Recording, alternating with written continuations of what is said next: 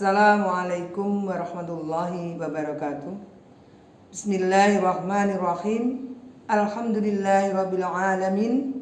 Wa bihi nasta'inu ala umuri dunya waddin wa ala alihi washabihi ajma'in. Amma ba'd. Pada anak-anakku peserta Matsama masa ta'aruf siswa Madrasah Tsanawiyah Negeri 2 Blitar tahun 2020-2021 yang saya sayangi, marilah kita selalu memanjatkan rasa syukur kehadirat Allah SWT yang telah memberikan taufik, hidayah, utamanya kesehatan kepada kita di tengah-tengah pandemi COVID-19. Pada saat ini kita dalam keadaan sehat, tidak ada aral yang melintang. Biqaulina alhamdulillahirabbil alamin.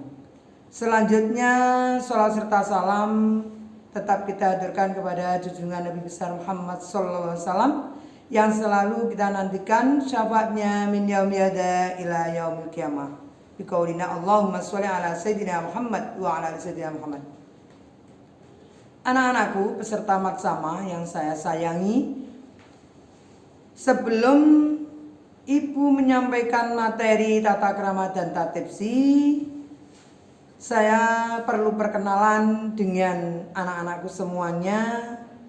Peribahasa mengatakan tak kenal maka takkan sayang. Oleh karena itu perlu Ibu perkenalkan, nama saya DRA Supiati, alamat Bence 2 RT 1 RW 2, Kecamatan Garum, Kabupaten Blitar. Adapun anak saya 3, cukup lebih dari cukup. Kemudian mapel atau mata pelajaran yang saya ampu yaitu pelajaran akidah akhlak. Adapun dalam acara Matsama masa ta'aruf siswa tahun 2020-2021, saya mengampu materi tata krama dan materi tatipsi. Anak-anakku, akan lebih lengkapnya marilah kita simak tayangan berikut ini. Untuk materi tata krama dan tatipsi, kita bahas satu persatu, yaitu pengertian tata krama. Tata krama adalah memiliki arti norma atau sebuah kebiasaan yang mengatur sikap sopan dan santun dan disepakati oleh lingkungan. Tata krama juga membantu menghilangkan kebiasaan yang buruk. Bagaimana anak-anak ini maksudnya? Yaitu lingkungan kita, yaitu lingkungan di madrasah, sehingga kita harus menjadikan madrasah ini yang baik, atau lingkungan menjadi madrasah yang bersih. Jadi kebiasaan yang buruk marilah kita hilang. Tata krama antara lain meliputi tata krama berbicara, 2. Tata krama saat makan, 3. Tata krama berpakaian, 4. Tata krama pada orang tua atau kepada orang yang lebih tua. Tata krama berbicara, sebagai siswa MTS haruslah bisa menempatkan diri bicara yang sopan dimanapun, kapanpun, dan baik kepada siapapun. Jangan sampai kita bicara yang kotor. Anak-anakku, bicara yang sopan itu bagaimana? Marilah kita kepada yang lebih muda, kita bicara janganlah bicara yang jorok. Istilahnya kita marahi misuh, itu enggak boleh. Kepada orang yang lebih tua, marilah kita berbahasa yang baik. Jangan kita tidak pakai berbahasa. Selanjutnya, tata cara atau tata krama makan dan minum. Sebagai siswa MTS, haruslah kita meneladani sikap Rasulullah SAW dalam kehidupan sehari-hari. Bagaimana Rasulullah dalam saat makan dan minum itu? Pertama harus berdoa sebelum dan sudah makan.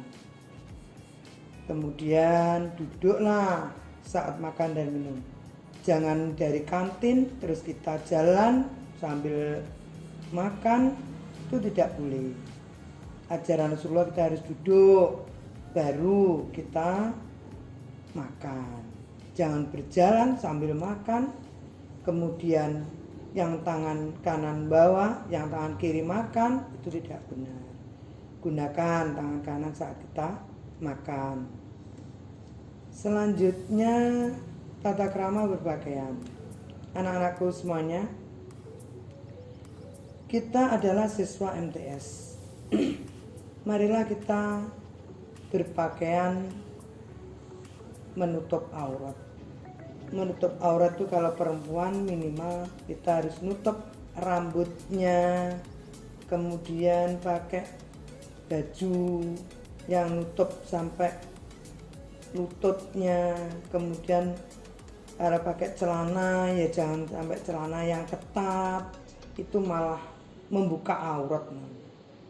Menutup itu kalau pakaiannya ketat itu ibarat malah membuka aurat. Jadi kita harus berpakaianlah yang longgar, jangan pakai pakaian yang street. Jadi pakaian yang ketat itu malah membuka aurat. Diperintahkan dalam Quran surat Al-A'raf ayat 26. Kita harus wajib menutup aurat dimanapun, kapanpun, dan kita haruslah pakaian yang sopan. Selanjutnya yang keempat yaitu tata krama terhadap orang yang lebih tua. Terhadap orang yang lebih tua itu tidak hanya kepada orang tua kita, kepada guru. Kalau kita jumpa bapak ibu guru, assalamualaikum. Kepada tetangganya kita jangan cuek. Assalamualaikum Pak, assalamualaikum Bu. Pada orang lain kalau ada tamu, marilah kita memuliakan. Berikan salam, monggo pinara dimasukkan ke rumah. Itu tata krama terhadap orang yang lebih tua. Kemudian materi selanjutnya yaitu materi tatipsi. Apa arti tatipsi itu? Yaitu tata tertib siswa. Otomatis siswa MTSN 2 Blitar. Apa itu tatipsi? Semua peraturan yang diberlakukan di madrasah. Nah, madrasah itu untuk siapa? Untuk siswa MTSN 2. Tidak berlaku juga mungkin di MTS yang lain.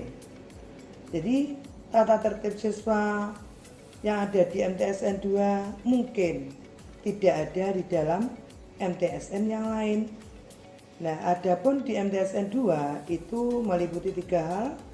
Pertama, ketertiban. Yang kedua, kerajinan. Yang ketiga, kerapian. Yang ketertiban itu antara lain: 1. Masuk lingkungan madrasah wajib melewati pintu depan. Meskipun madrasah kita itu punya pintu belakang, tapi kita tidak boleh lewat pintu belakang atau bahkan meloncat pagar, itu tidak boleh. Menjaga kebersihan lingkungan madrasah, terutama dalam kelas. Kita harus bisa menjaga bagaimana kelas kita supaya bersih, supaya tertata, ada jadwal piketnya, kemudian aksesorisnya atau mungkin tulisan-tulisan yang bisa memacu kita dalam belajar, ada aksesoris, gambar-gambar pahlawan. Kemudian jadwal piket itu tugasnya apa? Ya, membersihkan papan tulis sebelum dan sesudah pembelajaran, papan tulis dalam keadaan bersih.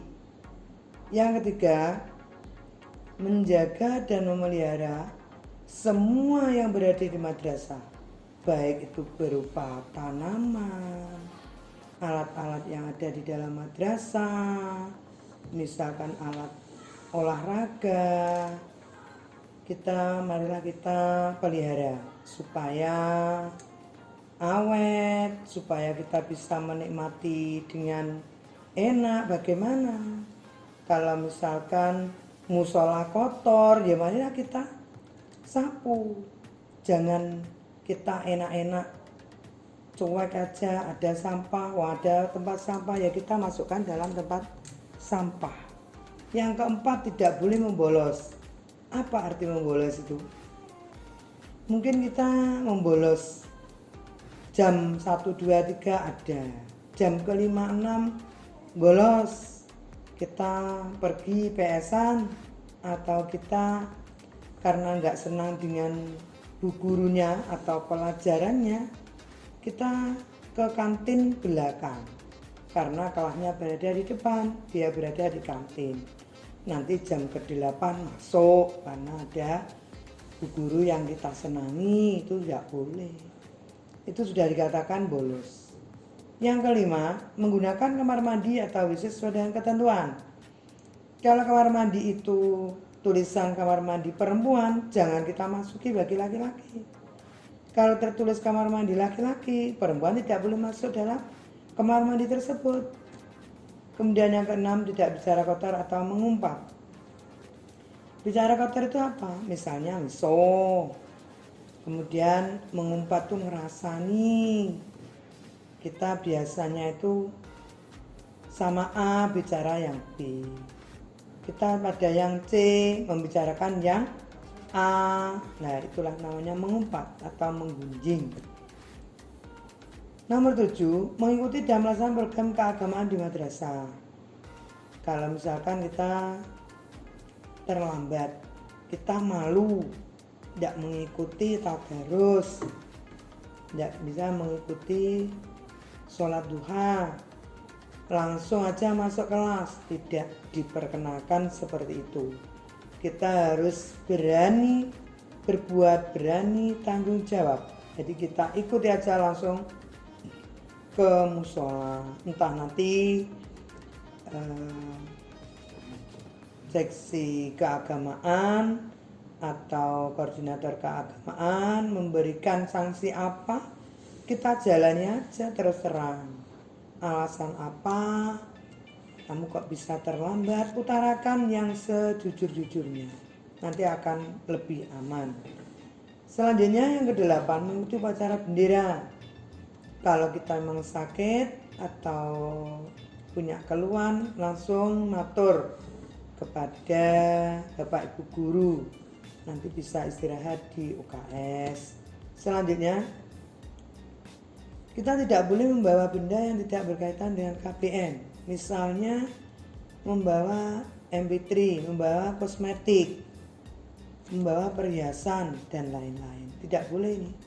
Kosmetik kita kan belajar, bukan kita untuk berhias. Oleh karena itu kita dilarang untuk membawa kosmetik. Kemudian yang terakhir, diperbolehkan membawa laptop dan HP. Dengan catatan, saat tiba di madrasah langsung dimasukkan ke loker yang telah disediakan. Dan bisa diambil saat akan digunakan untuk kegiatan pembelajaran. Dipersilakan nanti oleh Bapak Ibu yang membutuhkannya, atau memang sebelum hari itu pasti akan diberitahukan oleh guru mapel masing-masing. Selanjutnya, materi yang B, kerajinan. Yang dimaksud kerajinan itu di sini meliputi 3 hal. Pertama, siswa yang tidak masuk dengan alasan apapun harus mengirimkan surat yang ditandatangani oleh orang tua atau wali murid. Contohnya yang pernah terjadi itu, kita sakit tapi yang menandatangani temannya. Ini nanti akan kena sanksi atau bisa dituliskan dalam daftar hadir, ditulis A atau alfa. Jadi kita harus berhati-hati, jangan sampai memalsukan tanda tangan orang tua. Yang nomor 2, siswa wajib mengikuti kegiatan pembelajaran selama jam pelajaran berlangsung. Jam 1, 2, 3, 4 masuk, setelah itu istirahat. Nah, setelah istirahat itu kita jangan terlalu jauh kita beristirahat. Kita izin ada satpam beli bulbuin misalkan, itu di Kopsis juga ada. Jadi kalau memang betul-betul fotokopi, izin kepada satpam. Jangan sampai izin fotokopi tapi nanti di parkiran kemudian merokok, itu nanti juga kena sanksi. Karena MTSN 2 Blitar itu mempunyai buku tatipsi yang isinya poin. Kalau misalkan kalian meninggalkan madrasah tanpa izin, itu nanti ada sanksinya. Misalkan nanti suruh hafalan surat Yasin dan sebagainya. Besok kalian kalau sudah masuk akan diberikan buku tatipsi. Selanjutnya yang ketiga, siswa yang sakit lebih dari 2 hari harus ada surat keterangan dari dokter atau orang tua datang ke madrasah. Jika orang tua tidak bisa, wakil orang tua ataupun wali muridnya yang datang ke madrasah. Apa kakaknya atau bulenya, yang penting ada keterangan. Kemudian materi yang selanjutnya kerapian. Kerapian itu meliputi 3 hal. Yang pertama pakaian, yang kedua rambut dan kuku, yang ketiga make up, perhiasan dan aksesoris. Kita bahas satu persatu masalah pakaian. Untuk siswa MTSN 2 Blitar, hari Senin Selasa memakai baju biru putih berompi. Kemudian kalau perempuan pakai jilbab. Kalau laki-laki berdasi. Tidak diperkenankan memakai kopiah. Kalau nanti misalkan upacara kita memakai topi. Tiap harinya Senin, Selasa, Rabu, Kamis, Jumat, Sabtu itu tidak boleh berkopiah. Kecuali pada waktu melaksanakan sholat itu diperbolehkan pakai kopiah. Hari Rabu dan Kamis pramuka lengkap. Yang dimaksud pramuka lengkap itu mulai bawah sampai atas. Kaos kaki hitam, sepatu hitam, hasduk, itu pramuka lengkap. Kemudian Jumat Sabtu seragam identitas. Itu mohon maaf, ini sepatu belum tercantum. Sepatu itu hitam pekat, tidak ada celoretan yang merah, celoret biru, itu tidak boleh. Harus sepatu yang hitam semuanya. Kalau nanti ada yang celeret itu harus dicat. Yang nomor 2, pada saat upacara memakai seragam yang ditentukan dan wajib memakai topi, baik laki-laki maupun perempuan. Kalau perempuan itu setelah berjilbab memakai topi. Dan jilbab itu harus dari madrasah. Tidak boleh memakai jilbab pembelian sendiri. Kemudian yang nomor 3, pada waktu berolahraga harus memakai seragam olahraga sesuai dengan kelas masing-masing. Tidak boleh memakai seragam olahraga yang bukan kelasnya. Nanti kalau sampai ketahuan ada sanksi sesuai dengan tatipsi. Kemudian yang kedua, rambut dan kuku. Panjang rambut kalau laki-laki tidak boleh melebihi telinga, alis dan kerah baju. Kalau perempuan silakan, rambut pendek, panjang, terserah. Yang penting kalau panjang tidak boleh kelihatan. Kalau panjang harus diikat sampai tidak kelihatan, sehingga nanti tidak ada pemotongan rambut. Ketika rambut kelihatan itu nanti sama tim tatipsi akan digunting agar tidak kelihatan. Yang nomor 2, warna rambut sesuai dengan aslinya, tidak boleh dicat atau disemir. Baik warna apapun itu tidak boleh, baik putra maupun putri.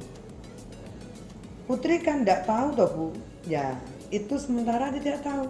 Akan tetapi tim tatipsi sewaktu-waktu akan merazia kalian membuka jilbab. Kalau ketahuan bercat maka akan dipotong supaya tidak kelihatan catnya atau semirnya. Dan yang C atau terakhir, make up dan perhiasan serta aksesoris. Nomor 1, bagi putri boleh pakai bedak silakan. Yang tidak boleh itu pakai lipstik, kemudian perhiasan kalung, gelang itu tidak boleh. Ali-ali aja juga sebetulnya tidak boleh. Kalau hilang tidak ada tanggung jawab dari pihak madrasah. Karena sudah pernah ada kejadian pada waktu diklat, kemudian ali-alinya hilang, cincinnya hilang. Itu gimana? Oleh karena itu maka kita tidak usah pakai perhiasan. Yang nomor 2, tidak boleh memakai aksesoris dalam bentuk apapun. Ini untuk putra juga tidak boleh pakai gelang monel, pakai gelang bola atau benang, itu tidak boleh. Alami aja lah putra ya. Jadi akan lebih kalian cantik dan mungkin akan lebih tampak bagus kalau kalian memang tidak akan ada hiasan-hiasan pada tangan kalian. Kalau jam tangan monggo malah dipersilakan biar tahu waktu ya. Sekian, semoga menjadi manfaat bagi kita semua. Akhirul kalam, wallahul muwaffiq ila aqwamit thoriq. Wassalamualaikum warahmatullahi wabarakatuh.